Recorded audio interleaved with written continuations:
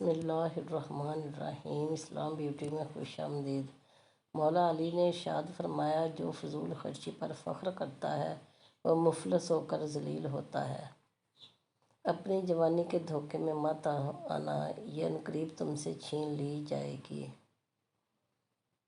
اور فضول خرچی سے مال نہ اڑاؤ کہ فضول خرچی کرنے والے تو شیطان کے بھائی ہیں، اور شیطان اپنے پروردگار کی نعمتوں کا کفران کرنے والا یعنی ناشکرا ہے۔ پیسے انسان کے کپڑے بدل سکتے ہیں، اوقات نہیں۔ معاف کر دینے سے انسان کی اپنی روح پاک ہو جاتی ہے۔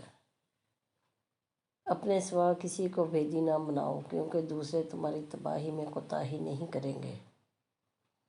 حضرت کیسے پتہ چلے گا کون کتنا قیمتی ہے؟ فرمایا، جس میں جتنا زیادہ احساس ہوگا وہ اتنا ہی زیادہ قیمتی ہوگا۔ دو عمل ایسے ہوتے ہیں جن کا ثواب کبھی تولا نہیں جاتا، معاف کرنا اور انصاف کرنا۔ صبر کرنا سیکھ لیں، اللہ سب جانتا ہے۔ وہ جانتا ہے کہ آپ کب کن وقتوں سے گزر رہے ہیں، اور اللہ وقت بدل دیتا ہے، کیونکہ تبدیلی کائنات کا اصول ہے۔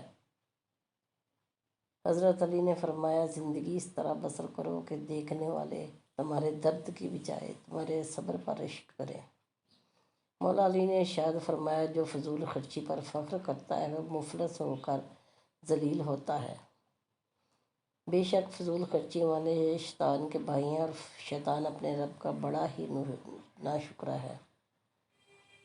فضول خرچی نہ کرو، فضول خرچ لوگ شیطان کے بھائی ہیں، اور شیطان اپنے رب کا ناشکرا ہے۔